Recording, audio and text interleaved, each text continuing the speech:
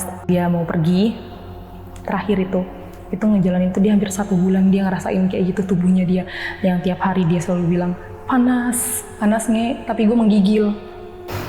Itu pas mau menjelang maghrib itu dia bener-bener seluruh badan dia tuh kayak keluarin air. Merahnya makin bener-bener merah mateng Kak.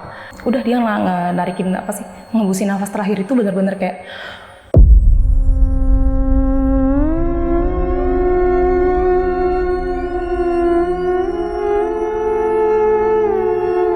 waktu aku malam itu sekitar jam 12:30. Oke. Di atas lemari itu ada koper aku sama Abel. Itu kita punya koper samaan.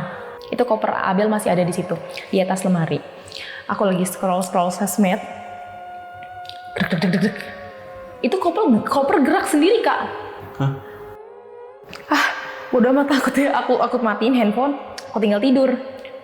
Brak, langsung jatuh.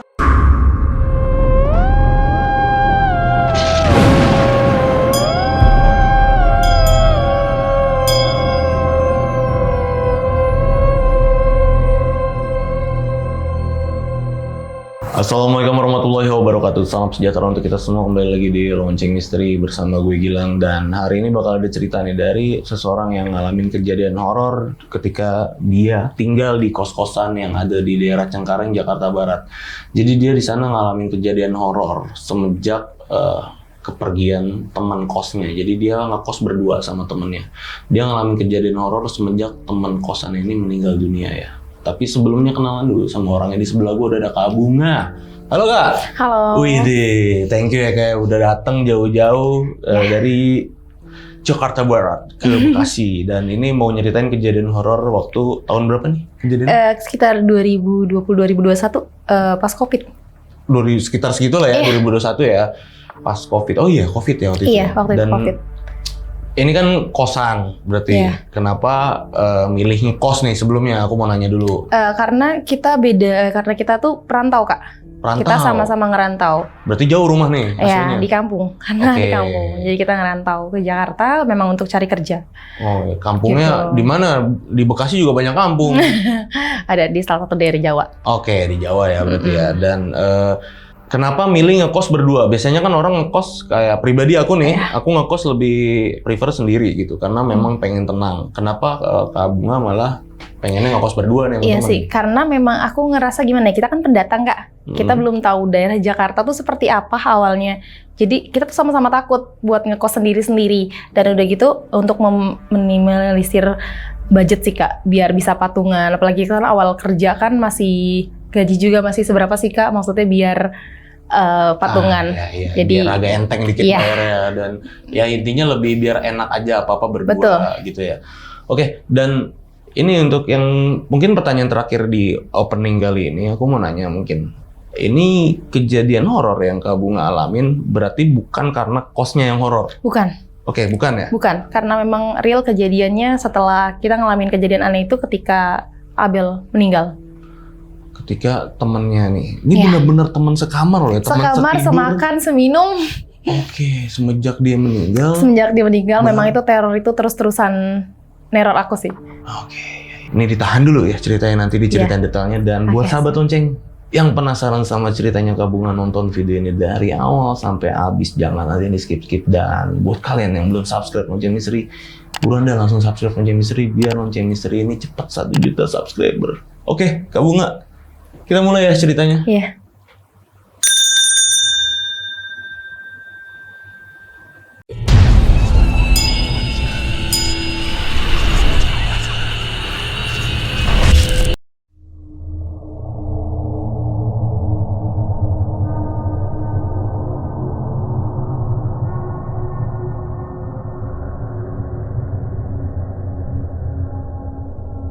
Ceritanya itu berawal dari aku kan dulu kan pernah waktu di kampung.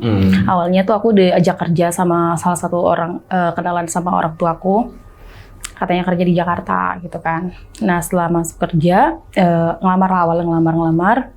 Mungkin namanya zaman COVID ya Kak, nyari kerja kan sekarang agak sulit juga ya gitu. Nah di situ aku awal ketemu sama teman aku yang namanya Abel itu.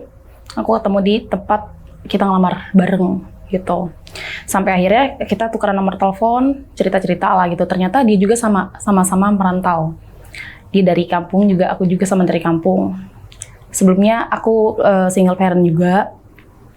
Dan dia juga sama single parent juga.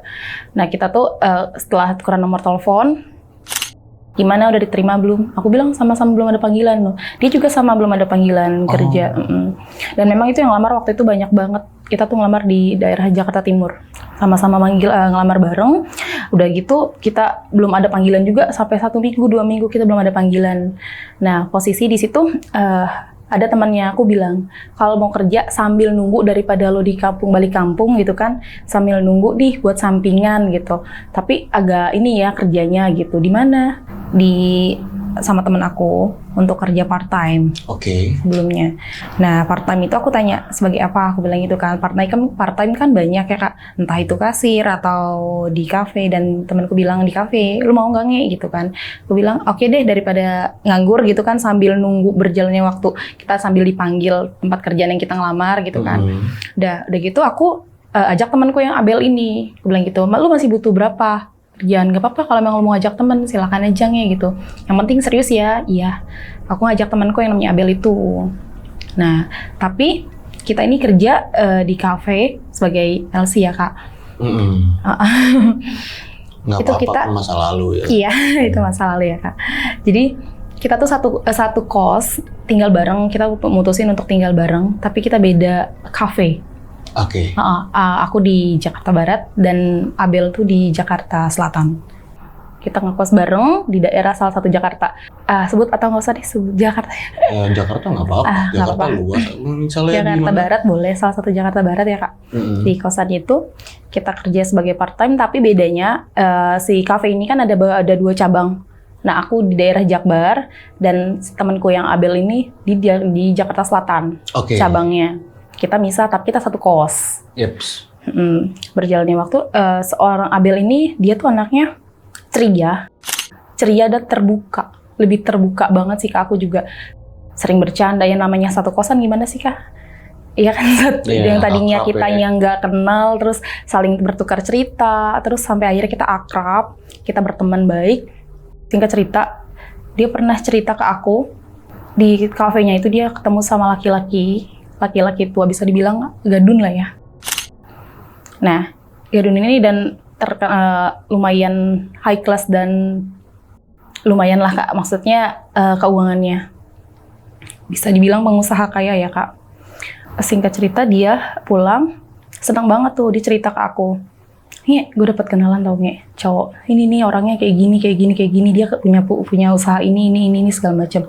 Aku bilang, "Seneng dong kalau kayak gitu," aku bilang kayak gitu. Udah tuh berjalannya waktu, dia sering ketemu dan sering jalan juga. Nah, dan beberapa waktu lalu itu dia pernah bilang kayak gini, "Nge, menurut lu gimana ya? Gue serius atau enggak ya sama nih orang?" Dia bilang kayak gitu. Dia cerita kayak gitu. Aku bilang ya terserah. Itu tergantung di lu sendiri. Lu nya gimana? Ada serak atau enggak? Aku bilang, "Punya bini enggak dia?"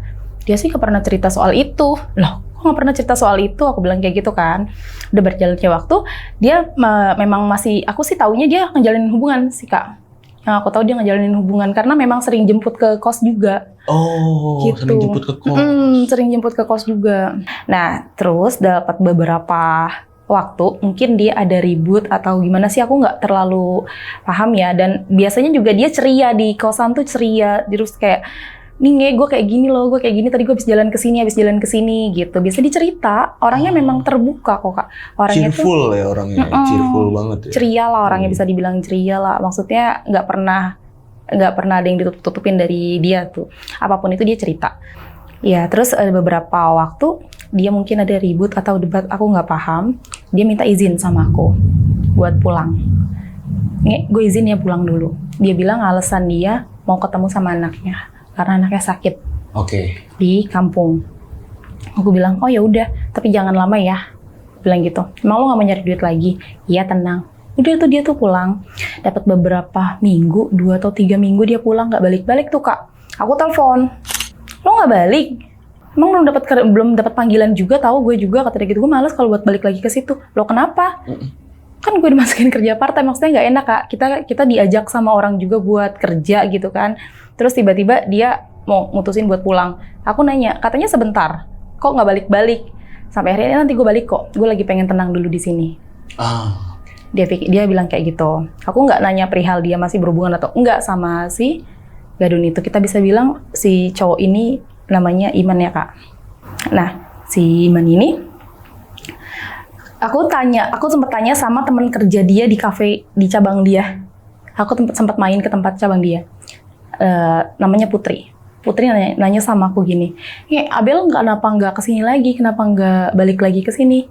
Dia resign atau gimana? Aku bilang nggak tahu nih, karena dia nggak ada info kalau dia bilang mau resign. Dia bilang mau istirahat dulu, mungkin kemungkinan resign. Aku bilang gitu kan. Lo tahu nggak sih kabarnya si Iman gimana? Loh, emang kenapa? Dia masih pacaran memang? Dia sakit nih gitu. Dia biasa datang ke sini memang, dia tamu sini. Gitu. Semenjak sama Abel itu udah 2 mingguan ini dia nggak pernah kesini. Oh, oke. Si laki-laki itu nggak pernah kesini. Loh sama Abel juga belum balik ke sini juga nih. Aku kan kayak, ini kenapa? Mereka kenapa gitu kan? Terus nggak lama dari 2 atau 3 hari dari aku main ke kosan itu, dia pulang. Abel ini pulang. Dan biasanya dia tuh kalau pulang tuh ceria. Aku sih nggak paham, mungkin pada saat itu dia lagi nggak baik-baik aja atau gimana. Dia pulang dengan kayak lebih murung sih Kak. Beda banget sama biasanya. Biasanya kan ceria, terus nanya gimana gitu kan. Ini nggak, jadi bener-bener kayak lebih ke introvert, bener-bener dia tuh jadi penutup. Lebih tertutup, nggak pernah terbuka semenjak itu. Semenjak dia pulang dari kampung itu dia bener-bener tertutup. Oke. Sedikit pun dia nggak ada cerita apapun itu.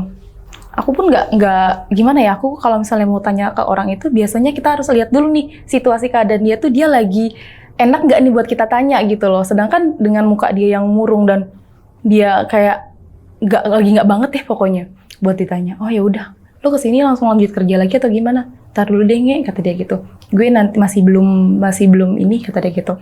Gue masih pengen tenang dulu. Oh ya udah tuh. Tapi Kak, biasanya kalau malam itu kan kita biasa scroll sosmed gitu ya Kak, kayak untuk lihat-lihat video. Ini tuh dia lebih kayak cenderung diem, bener-bener diem aja gitu. Gak mau cerita, gak mau ngobrol. Biasanya tidur kita kan satu kasur ya, berdua. Lo tidur, aku bilang gitu kan. Udah malam lo ngapain, masih mikirin apa sih? Enggak, gue gak mikirin apa-apa, udah tidur aja duluan. Nah dia tuh pindah langsung ke ruang tamu. Jadi bener-bener nungguin aku tidur dulu. Nah, ada beberapa malam itu aku pernah temuin di bawah bantal Abel, itu ada foto si laki-laki itu Kak. Ada foto di bawah bantalnya itu, ada foto laki-laki itu dan ada beberapa helai rambut diplastikin. Oke. Dijadiin satu sama si foto itu di bawah bantalnya Abel. Dan aku berpikirnya kan kayak, ini orang suka kali nih ya sama si cowok ini. Aku kan berpikirnya, mungkin kayak ini mungkin dia suka atau gimana kali ya. Aku nggak tanya perihal itu tuh ke Abel. Cuman kayak aku pikir kan itu privasi mereka kan, privasinya si Abel kan. Aku nggak mungkin tanya yang walaupun gimana. Apalagi kan dengan kondisi dia yang sekarang beda banget. Yang tadinya dia ceria, tadinya dia apapun itu cerita ke aku. Karena memang dia sekarang jadi lebih tertutup. Jadi aku juga buat kayak mungkin ini privasinya dia. Udah di situ berjalannya waktu.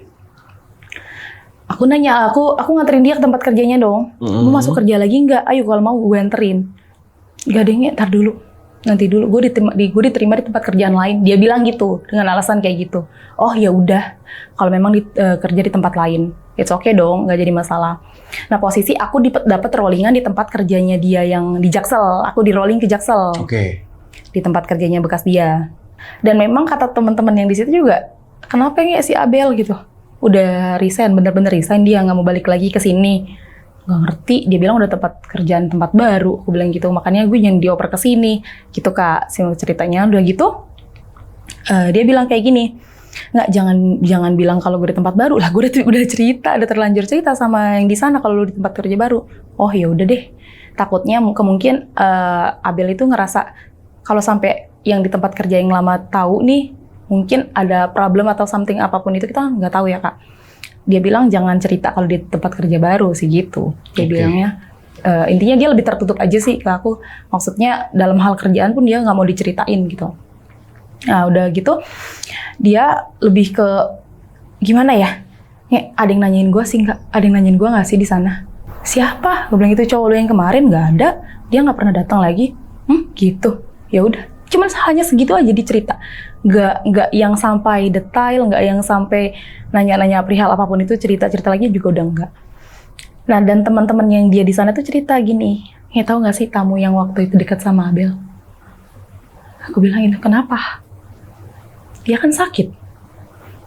Namanya udah tua juga ya mungkin ya memang wajar lah sakit ya. Tapi sakit itu dia nggak wajar nih.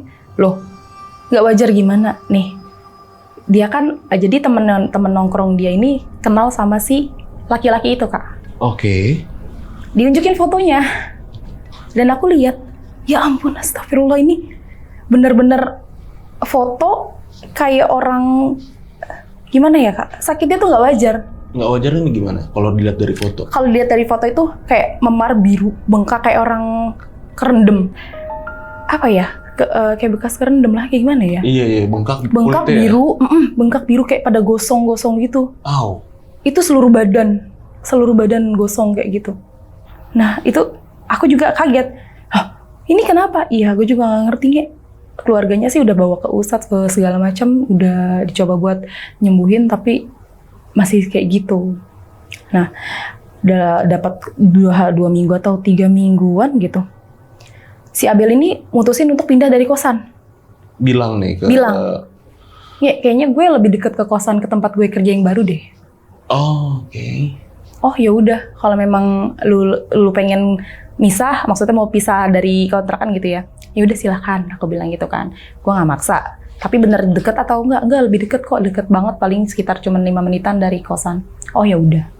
Dari situ kita sama Abel tuh nggak kontak tuh Kak, sampai 2 atau 3 mingguan deh, lebih malah. Nggak kontakan sama dia. Ada satu hari dia telepon ke aku, ya lu bisa kesini nggak? Di mana kosan lu Sherlock? Aku kesana. Dia lagi sakit Kak. Dia bilang temenin gue lagi sakit. Kosannya jauh dari kosannya kamu? Lumayan, sekitar 45 menitan. Oke. Nah, aku kesana. Awalnya kayak aku lihat keadaan dia itu kayak panas badan demam biasa loh Kak.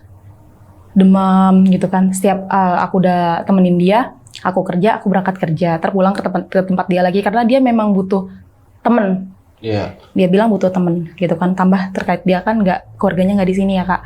Dia minta temenin buat kayak cek ke dokter, kita anterin buat cek ke dokter. Memang kata dokter pun dia hanya demam biasa awalnya.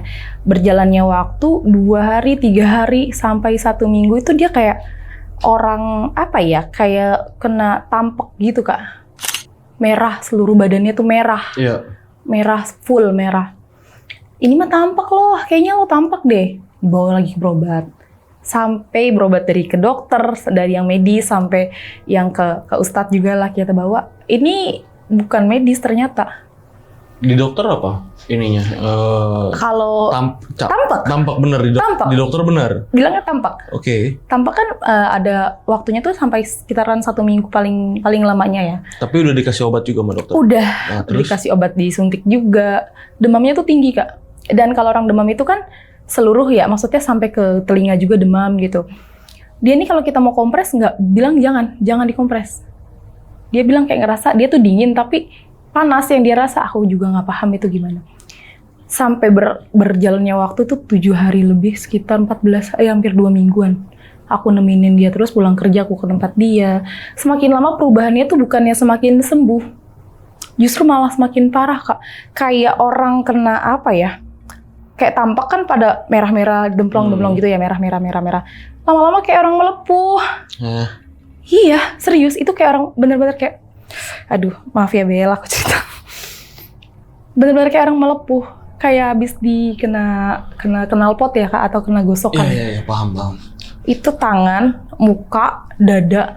Itu bener-bener, sampai akhirnya aku bingung dong, mau gimana. Aku bilang, telepon keluargamu. Gak usah, ntar juga sembuhnya. Lu temenin gue aja di sini. Ya udah dong, kita berusaha buat, aku juga cerita ke temanku kan, cariin dong orang-orang yang bisa buat nyembuhin ini. Aku bilang gitu kan, temen gue kayak gini nih, aku bilang kayak gitu. Kenapa lu ke tempat kosannya, dia gue anterin, dia bilang gitu. Sampai akhirnya kita nemu ada orang pinter ya, kayak bisa dibilang orang pinter kayak gitu, ngobatin dia. Dia bilang dia bilang ada yang dibikin. Aku sih nggak paham ya Kak. Dia tuh dibikinnya itu sama yang si cowok itu, apa memang tertulah sendiri, kita pun nggak ngerti Kak. Oke. Dan itu tuh benar-benar melepuh, benar-benar seluruh badannya tuh jadi kayak pada melepuh, semakin hari semakin kayak dalamnya ada airnya gitu nggak? Iya. Kayak melepuh kayak bekas kena gosokan. Itu seluruh badan dia. Nah pas ketika dia mau pergi terakhir itu ngejalanin itu, dia hampir 1 bulan dia ngerasain kayak gitu tubuhnya dia, yang tiap hari dia selalu bilang panas nge, tapi gue menggigil. Lu temenin gue di sini. Kita gimana ya Kak? Karena kita sebelahan ya, kita nggak tega sebenarnya. Kita harus gimana? Kita dikasih obat dari dokter gitu kan. Kita olesin, udah. Obat minum juga udah. Sampai dikasih katanya ada yang bilang suruh pakai air kelapa hijau lah, dimandiin segala macam badannya. Tapi tetap nggak ada perubahan, malah semakin parah. Puncaknya itu pas terakhir dia mau meninggal, malam dia mau meninggal itu meninggal pas di azan maghrib. Dia meninggal pas azan maghrib. Itu sore itu dia bilang, temenin gue terus ya, temenin gue terus di sini, kata dia gitu. Oke. Tolong temenin gue terus di sini yang. Iya, lu jangan ngomong aneh-aneh, gue bilang gitu. Lu jangan ngomong cerita aneh-aneh. Gue di sini udah nggak usah mikir aneh-aneh. Itu pas mau menjelang maghrib itu dia bener-bener seluruh badan dia tuh kayak keluarin air. Merahnya makin bener-bener merah mateng Kak. Dan dia tuh meninggal pun di pangkuan aku. Dia meninggal di pangkuan aku. Dia sampai ngucapin syahadat ya Kak, kayak la ilaha illallah Muhammadur Rasulullah. Aku tuntun juga buat dia ngucapin 2 kalimat syahadat itu, aku tuntun juga. Memang bener-bener sampai sekuat itu, tangan aku pun sampai biru loh. Dia pegang, mungkin segitu sakaratul mautnya dia ya Kak. Segitu kencangnya dia pegang tangan aku. Dan aku pun ya sebagai temen, gimana ya Kak, namanya satu kosan, seminum semakan bareng gitu kan, ngelihat temen kayak gitu, gimana sih Kak, kayak ya ampun, sumpah gue nggak tega nih kayak gini gitu kan. Di situ ada yang ibu kosnya juga ada, maksudnya bantuin juga di situ kan, buat biar dia lancar lah kepergian dianya, biar lancar gitu. Pas terakhir itu udah meninggal, itu pakai pas azan maghrib, udah dia narikin ngebusin nafas terakhir itu bener-bener kayak sampai melotot, dan ke aku bener-bener melotot Kak. Dan aku tuh sampai saat ini juga bingung, itu kenapa dibilang medis tapi nggak ada yang seperti itu medis. Kalau dibilang sakit karena kiriman kan, karena lagi tuh pernah dibilang sama orang pintar juga katanya ada kiriman. Aku juga nggak paham. Sampai akhirnya kita telepon, kan dia di sini ada keluarga kan. Kita bingung untuk pemakaman itu di mana. Aku lihat keluarganya dia di handphone dia tuh dikunci lagi. Masih dikunci, dan kita tuh nggak ada pikiran buat kayak ini kode password dulu berapa, kita kan nggak tahu bakalan dia mau meninggal. Iya. Jadi kita nggak sempat minta kode password handphone dia, dan kita hubungin keluarganya pun satu-satunya kita nguburin dia itu lewat KTP dia Kak. Kita datengin alamat KTP dia. Oke, benar. Kita datengin alamat KTP dia. Terus kita datengin, iya di situ masih ada keluarganya. Ya udah kita antar sana. Oke. Aduh Abel, maaf ya. Aduh aku jadi merinding nih Kak. Ceritain karena memang itu real adanya seperti itu. Terus gimana setelah dimakamin? Kita bawa kita anterin ke keluarganya dia di daerah Jawa. Kita anterin, semua udah, dan orang tuanya pun kaget. Kenapa bisa kayak gini Neng? Kenapa nggak hubungin ibu? Aku nggak tahu Bu nomor ibu. Iya. Aku pun kesini lihat dari KTP, aku bilang gitu. Benar. Udah sampai akhirnya udah dimakamin dia di sana. Nah, dan aku kan balik ke kosanku sendiri dong. Dan di kosan aku tuh baju-bajunya Abel tuh masih ada. Oh my God. Bajunya Abel, namanya kita satu kosan kan Kak, kadang suka tuker baju gitu, kayak pinjem baju lah gitu kan, namanya satu kosan. Di situ aku sih yang ngerasa aneh sampai 3 harian ketika dia udah meninggal itu, aku tiap malam pun kayak ngerasa kehilangan sih Kak, dibilang kehilangan banget. Pastilah. Namanya biasa tidur bareng gitu kan, dan itu tuh sampai selama dia 40 hari lah kurang lebih, itu tuh wah kacau. Memang dia mungkin masih ada di situ ya Kak. Jadi kayak keseharian aku tuh kayak masih ada dia aja. Dan memang real kayak gitu, kayak dia tuh ada di sebelah kita, kadang kayak gitu, kayak contoh nih, kayak aku lagi tidur. Aku tidur biasa, tidur. Entah tuh bener-bener di samping aku tuh kayak bener-bener ada dia. Terus pas aku bangun, astagfirullahaladzim, dia udah nggak ada kan. Maksudnya lebih kayak terornya dia tuh lebih ke, mungkin karena meninggalnya dia pun nggak wajar sih Kak. Bisa dibilang kayak gitu Kak, mungkin dia masih kayak belum tenang. Dan selama waktu dia sakit pun aku tanya, lu kenapa bisa kayak gini? Kenapa? Gue juga nggak tahu gue nggak ngerti. Aku kenapa bisa berpikir dia, aku sih berasumsi ya, asumsi aku tuh kayaknya, ini orang ada aneh-aneh nih. Soalnya terakhir waktu dia masih kos sama aku, di bawah bantalnya dia tuh ada beberapa helai rambut si cowok itu, sama fotonya. Iya. Terus nggak lama, kabar dari temanku bilang si cowok ini, si laki-laki ini sakit dan itu pun nggak wajar juga sama. Iya. Jadi aku berasumsi kayak, wah ada yang nggak beres nih. Entah main kirim-kiriman. Nah, nggak paham. Entah emang kena tulah aja emang, nggak tahu ya. Iya. Ya. Kita sih Terus jadi berasumsinya jadi kan kayak gitu Kak. gangguan horor yang pertama kali Ya itu kamu ngalamin gimana ceritanya? selama 3 hari pas dia meninggal 3 hari itu. Pas aku pulang dari pemakaman, aku kan ikut ngantar ke kampungnya juga kan. Aku nginep 1 hari di sana, besoknya aku kerja, pulang ke kosanku. Ya itu kayak lemarinya dia, dalam satu lemari itu masih ada baju-baju dia, masih ada kayak catokan segala macam di situ juga. Maksudnya nggak dibawa semua sama dia. Pindah ke tempat kosan dia yang baru waktu itu. Nggak dibawain semua, pokoknya cuma dibawa tuh cuma 1 tas doang. Lain itu masih di tempat aku. Pas aku pulang ke kosan itu waktu pagi kerja, kalau nggak salah sore deh. Sore ya sama menjelang maghrib, mungkin ketika pas dia sakaratul maut kemarin waktu dia meninggal itu ya Kak. Jadi aku pasti kepikiran namanya bekas temen. Di ruangan ini kita biasa cerita, di ruangan ini biasa kita ngobrol, gitu kan, tidur bareng, makan bareng gitu. Nah, aku tuh ngalamin yang lebih horornya itu Kak, ketika aku mandi. Ini baru meninggal kemarin, baru meninggal ya? Baru meninggal. Mandi nih. Mandi. Jam berapa waktu itu? Sore, itu pas kita udah pulang kerja. Oke. Sore mandi tuh. Aku keramas kan, kalau keramas itu kan kita kan rambut digulung ke atas ya Kak, keramas kayak gitu. Nah, pas aku keramas itu kita kan mata tuh tertutup. Seluruh badan aku tuh kayak ngerasa ada rambut jatuh. Beberapa rambut itu jatuh ke badanku. Dan aku tuh real ngerasain kayak rambut jatuh. Kataku ini bener-bener kayak rambut jatuh gitu. Apa rambutku rontok? Nggak rontok rambutku. Nah terus udah kayak gitu, kadang di kamar mandi lampu dimatiin. Iseng Kak. Jadi kayak mungkin aku selalu bilang, Bel, tolong ya Bel. Aku bilang gitu. Jangan ganggu gue, aku bilang gitu. Kita masing-masing aja. Kalau emang gue ada salah, gue minta maaf sama lu. Itu gangguan pertama tuh pas lagi mandi. Gangguan pertama. Terus ada cerita apa lagi waktu itu? Nah, teror yang kedua itu waktu aku malam itu sekitar jam 12:30. Setengah satu malam nih? Ya, 12:30 malam. Aku kan kalau tidur itu kan kasur aku sebelah sini. Nih, kasur aku sebelah sini, contoh ya. Berhadapan dengan lemari.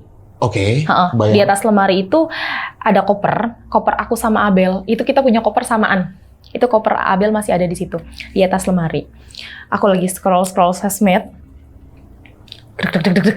Koper gerak sendiri, Kak. Hah? Ntar aku liatin, diem, berhenti itu koper. Nah, aku scroll TikTok lagi. Wah, ini nggak beres nih. Bodo amat, aku matiin handphone, aku tinggal tidur. Brak, langsung jatuh. Itu yang paling parahnya, benar-benar sampai di atas lemari di hadapan kita gitu, tiba-tiba koper jatuh. Setelah setelah goyang gitu, kopernya 2 kali kayak gitu, 3 kalinya langsung jatuh. Yang jatuh ini koper Abel. Koper Abel ya. Koper Abel. Terus udah kayak gitu aku bilang gini, ini kayaknya nggak beres nih. Pokoknya setiap sampai dia dari awal dia meninggal sampai 3 harinya dia, 7 hari sampai 40 harinya dia pun aku diganggu terus sih Kak. Dan beberapa temen kerjaku juga kan, aku balik lagi ke tempat kerjanya yang tempat aku kerja nih. Aku nanya, Abel udah nggak ada? Serius lu? Iya, Abel udah nggak ada. 2 hari lalu Abel udah nggak ada. Terus gimana dia? Dia dimakamin di mana? Aku bilang ya aku nyamperin ke keluarganya sesuai sama KTP dia tinggal. Tapi masih tinggal di situ. Alhamdulillah masih tinggal di situ. Terus gimana ya udah, namanya udah nggak ada mau diapain, aku bilang itu. Cuman memang keluarganya agak nanya kenapa bisa seperti ini. Karena memang di kampungnya dia itu lebih masih percaya hal seperti itu, Kak. Oh, masih percaya mistis-mistis. Betul. Ya, berarti. Masih ibaratnya masih kental lah ya. Iya, masih kental. Masih kental dengan hal-hal seperti itu. Kadang aku ngajak temanku buat nginep karena aku ngerasa nggak aman nih di kosan gue. Kenapa nih? Kok jadi nggak aman? Maksudnya setelah yang koper jatuh itu? Iya, semenjak dari aku yang pulang dari itu mandi kayak ada rambut jatuh lah, terus koper bisa jatuh sendiri dari atas lemari gitu. Dan yang terakhir itu kayak aku ngajak temanku si Putri. Put, nginep di kosan gue, Put. Iya. Kenapa? Takut lu ya? Ah, enggak sih, aku bilang gitu. Main aja kosan gue. Yaudah deh. Udah singkat cerita, si Putri ini tidur sama aku berdua di kosan. Itu bener, Kak.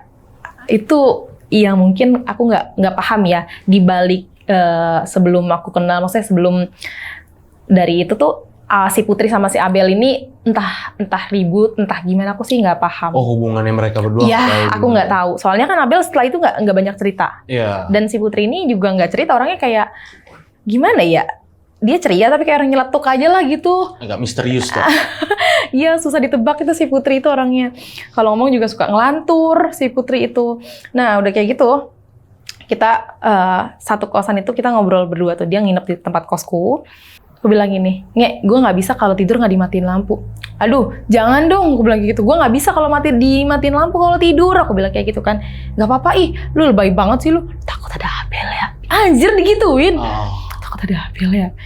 Gak usah aneh-aneh, lu pulang lah kalau kayak gitu, lu nemenin gue justru di sini. Gue bilang kayak gitu, nggak jelas tuh bahas orang yang udah nggak ada, pemali tahu. Aku bilang kayak gitu.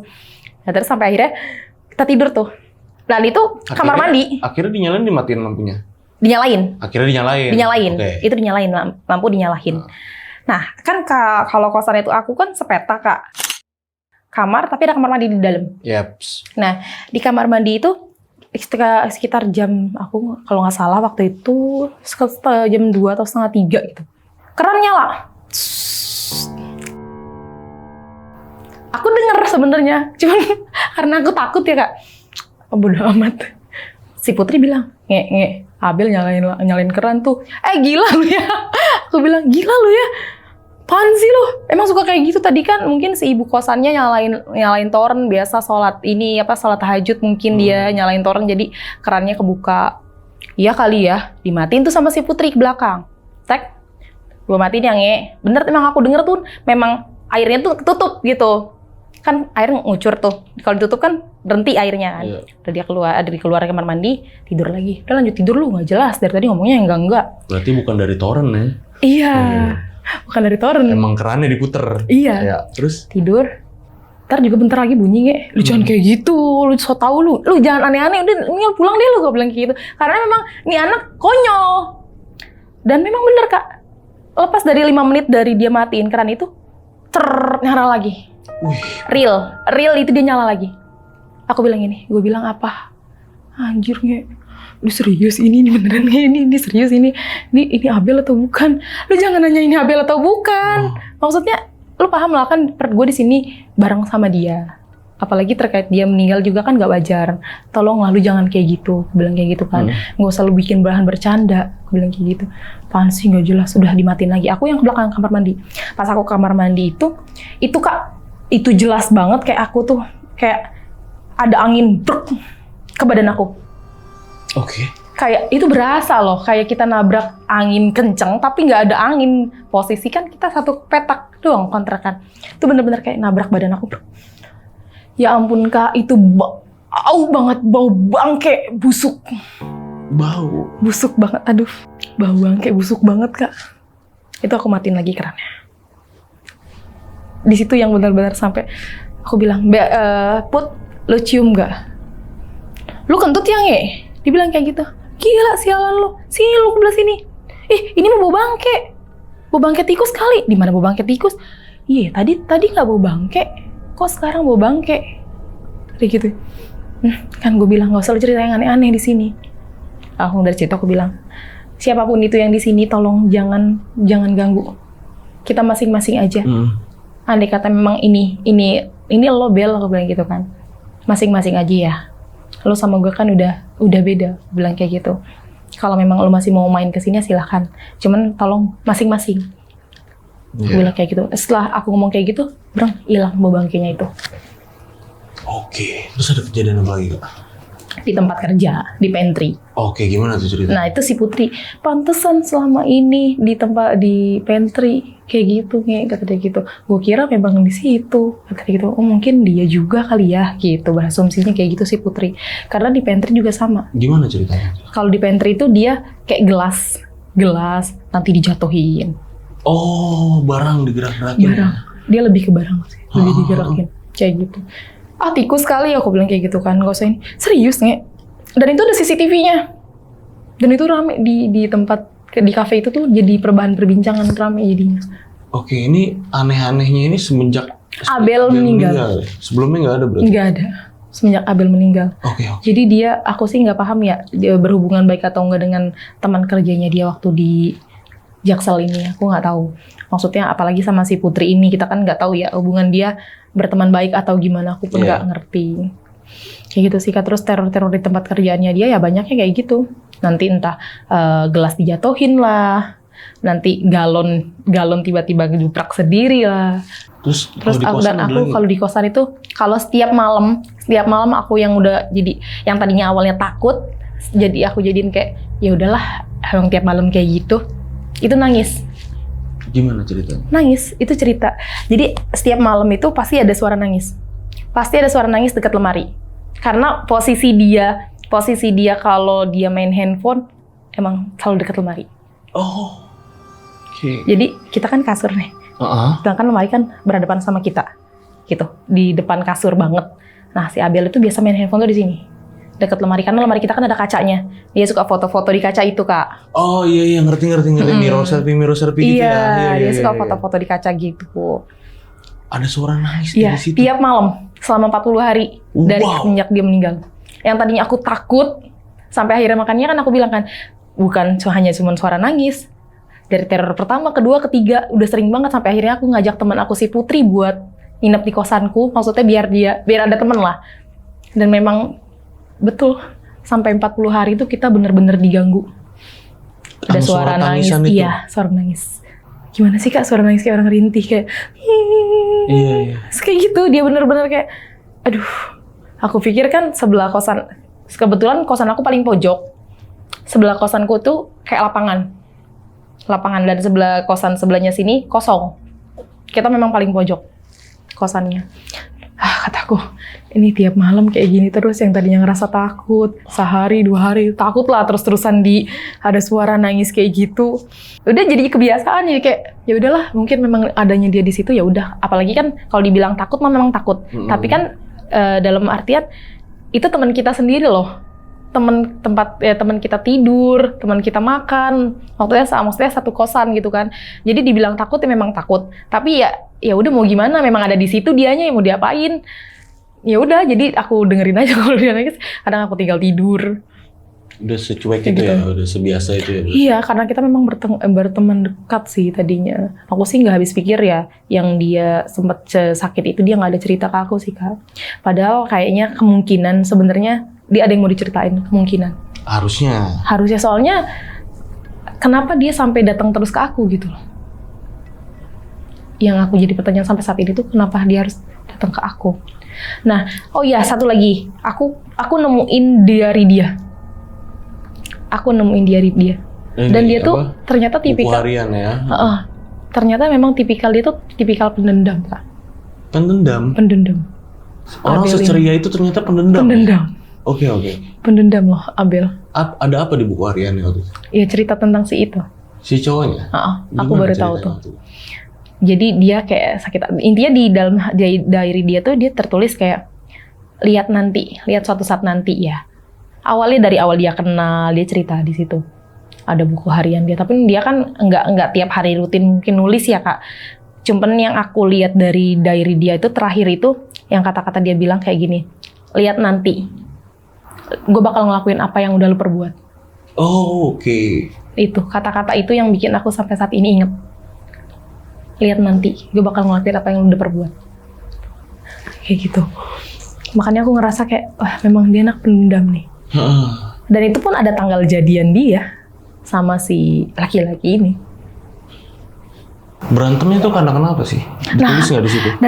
Dan itu dia. Aku pun nggak paham dia tuh berantemnya karena apa ya Kak.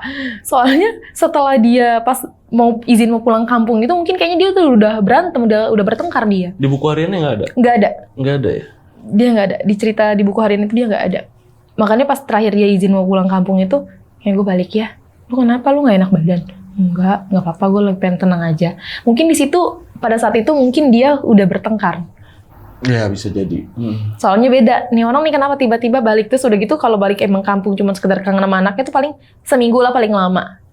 Atau beberapa hari. Ini tuh sampai 2 minggu dia nggak balik. Nih kejadian terakhirnya itu mungkin pas menjelang dia mau 40 hari Kak. Oke. Itu kurang lebih ya sekitar dia mau 40 hari. 40 harian lah 3 bulan 10 hari 40 hari kan ya. Nah itu tuh kejadian aneh lagi Kak di kosanku. Jadi aku tidur, ya dan suara nangis itu masih ada. Suara nangis itu masih ada, kita tidur kan biasa kan kalau aku kan tidur di pojok, Abel selalu di pinggir. Oke. Abel itu selalu di pinggir, dia tidur nggak mau di pojok, aku selalu di pojok. Nah aku dengar suara nangis karena dia nangis di pojok deket lemari. Kayak aku mau madep ke tembok gitu kan. Suara nangis ini kedengeran banget loh. Karena di bawah kaki kita kan, dengeran suara nangisnya itu. Nah, udah aku pindah ke madep sini. Karena posisi madep ke tempat Abel tidur deh. Yang dimana Abel itu tidur di sebelah aku kan di pinggir kan. Aku tidur madep ke sana. Itu bener Kak. Di tempat tidur kita itu, aku tidur. Kayak tidur, gimana sih? Setengah tidur tapi setengah... Abis kebangun ya? Iya. Karena memang nggak bisa tidur pules setelah dia meninggal itu memang kita nggak bisa tidur pules Kak. Karena dari suara dia nangis sampai subuh tuh suara nangis. Nah sampai terakhir itu aku tidur sedikit kayak sadar atau nggak tidur gitu ya. Tidur itu bener Kak, dia kayak ada rambut kayak gini. Itu nampakin di depan muka aku bener. Sosok Abel. Abelnya. Yang kau lihat, yang kau bunga. Terakhir dia pas dia pergi, keadaan posisi dia pas terakhir dia pergi dengan muka pada. Wow. Itu serius Kak. Dan berarti sosok itu lagi ngadep ke Kabunga? Pas banget, kita jadi depan. Oke. Dari situ aku langsung sakit sih Kak. Setelah itu, terakhir itu aku sakit. Pakai baju apa, ingat nggak? Pas terakhir dia meninggal itu. Oh itu bajunya juga sama ya? Sama, baju ketika dia terakhir. Kondisinya full sama yang terakhir. Sama terakhir dia meninggal. Oke, habis itu sama, sakit? Seperti itu. Ya aku sakit sampai 3 hari, 4 hari aku sakit, demam. Tapi tetap di kosan itu sakit-sakit? Masih tetap di kosan itu. Masih digangguin dong berarti. Ya kayak gitu. Cuman aku ya gimana ya Kak, semenjak dia meninggal itu jadi kayak aku juga pikiran aku jadi ngawur, jadi kemana-mana, jadi gimana sih? Karena diteror itu sih Kak, karena dia sering neror itu sih Kak, tiap harinya dia neror. Yang bikin kita tuh jadi ngerasa gimana ya di kosan itu. Iya, sampai akhirnya gimana tuh? Sampai akhirnya aku putusin buat pindah ke kosan sih Kak. Tapi aku pulang. Tapi setelah 40 hari emang udah nggak ada apa masih ada waktu itu? Waktu itu aku pas abis sakit itu aku mutusin buat pindah. Oh berarti belum ada 40 hari nih ya? Udah 40 hari. Udah 40 hari? Udah 40 hari. Oke. Itu aku putusin buat kayak pindah dari kosan. Aku pindah dari kosan, aku pulang kampung lagi. Dan dengarkan si ibu kosan sama aku kan deket ya? Iya. Cerita, Bunga di tempat kamu yang bekas kamu ngekos, yang bekas kamu sama almarhum Abel ngekos katanya. Udah ada yang isi. Aku bilang, ya udah Bu, kata pulang gitu. Alhamdulillah udah ada yang isi. Iya, tapi ibu sedih, kata dia gitu. Baru 3 hari ngisi dia pindah. Wah. Ternyata Abel masih di situ Kak. Dan sampai saat ini masih ada kosan. Dan sampai saat ini juga kosannya kosong. Kosannya apa kamar itu doang? Kamar itu doang. Kamar itu doang? Kamar yang tempat aku sama Abel. Berarti yang kamar lain keisi? Kamar keisi. itu doang? Kamar yang aku sama Abel itu kosong. Kosannya masih ada ya? Masih ada sampai saat ini. Di Jakarta Barat? Jakarta Barat. Sampai saat ini. Kata si ibu kos, Bunga aku bingung deh, kata dia gitu, aku bingung. Jakarta Baratnya di mana sih? Jakarta Barat itu kan luas tuh. Iya, di daerah Cengkareng sih Kak. Cengkareng. Oke, Cengkareng juga luas sih. Padahal kalau bisa dilihat dia meninggal terakhir itu di kosan yang berbeda kan? Iya benar. Harusnya dong, karena harusnya mungkin kesehariannya itu dia di tempatku. Iya benar. Oh iya, ada satu lagi nih, aku kelupaan nih Kak, yang tadi aku cerita. Yang tadi kan aku sambil keramas tuh, yang aku bilang masalah keramas tuh ada rambut. Yang Nah sebelum tuh. itu sebelum aku kejadian ada rambut itu, aku ngerasa memang aku di kamar mandi. Nah di ruang kamarku kan kita kan satu kosan itu kan satu petak doang Kak. Jadi dari kamar mandi ke ruangan kasur kita tuh kan deket ya. Jadi kalau kita ngobrol tuh kedengeran. Iya dong. Nah kita tuh aku lagi di kamar mandi dan di kamar tuh ada yang nyanyi. Serius, ada yang nyanyi. Sedangkan aku di kosan sendiri. Nyanyi? Itu posisi maghrib. Nyanyi apa waktu itu? Nyanyi kayak senada cinta gitu. Aku pikir kan aku kan nyaru sama suara air kan. Tapi aku yakin itu ada yang nyanyi. Iya. Namanya kita satu kosan, maksudnya kosan sepetak dekat kamar mandi kan kedengeran. Iya. Yang ngobrol juga kedengeran. Tapi dia nyanyi nggak lama berhenti. Ntar aku matiin air kan. Bener gak sih dia nyanyi? Bener nih, lanjut lagi dia nyanyi. Dia nyanyi, lanjut lagi, dia nyanyi. Kata aku udah gak beres nih. Aku keramas, dari situ langsung rambut badan aku. Kayak berjatuhan di badan aku. Itu sih Kak, yang bener-bener kayak ngerasa, oh, sama yang sosok terakhir yang dia tampakin waktu tidur di samping aku, bener-bener kita berhadapan mata. Face to face ya. Dan itu yang terakhir ya? Terakhir. Face to face itu ya? Oke, sampai akhirnya pindah, sakit, pindah. Akhirnya mutusin pindah memang karena... udah nggak tahan. Udah nggak tahan ya? Udah nggak tahan. Terornya itu udah nggak masuk akal sih Kak. Aku kalau ngomongin almarhum suka ini kadang, maaf ya almarhum gitu. Aku bahas kan, ini karena memang bukan keperluan pribadi juga, karena memang pengen cerita aja. Emang ini kan pure nyeritain pengalaman horor yang dialamin, bukan nyeritain keburukannya Abel segala macam ya, enggak ya. Karena memang kan itu memang memang aku percaya itu bukan Abel gitu ya. Orang udah meninggal mah meninggal aja. Biasanya kalau kayak gitu tuh udah rohnya udah gitu, jinnya. Karena orang udah meninggal. Yang menyerupai Abel ya. Nggak ada urusan lagi di dunia. Tapi itu benar-benar yang aku lihat sosoknya Abel ketika dia meninggal, keadaan dia meninggal itu memang benar-benar jelas nyatanya tau Kak. Oke, Kak Bunga, ini makasih banget lo ya udah nyeritain ini sama sahabat lonceng, teman-teman di rumah, dan kita doain ya semoga almarhum Abel tenang di sana dan pokoknya diterima pokoknya amal ibadahnya semuanya sama Allah Subhanahu wa taala. Amin. Dan pokoknya makasih banget ya Kak ya udah nyeritain ini, pasti berat banget nyeritain ini aku tahu dan ini nggak ada maksud gimana-gimana ya kita ya, tetap ya cuman nyeritain pengalaman pribadinya aja, ceritain horor-horornya aja dan yang masuk ke horornya gitu loh. Dan buat sahabat lonceng yang udah nonton video ini dari awal sampai habis, gimana pendapat kalian? Tulis di kolom komentar. Kalau kalian suka sama video ini jangan lupa di like videonya, dan yang mau cerita datang langsung ke sini itu caranya gampang banget. Kalian bisa klik link di deskripsi di bawah video ini, itu tinggal klik aja, gampang banget kan caranya. Dan gue Gilang Ahaditya izin pamit, Kak Bunga juga izin pamit. Wassalamualaikum warahmatullahi wabarakatuh.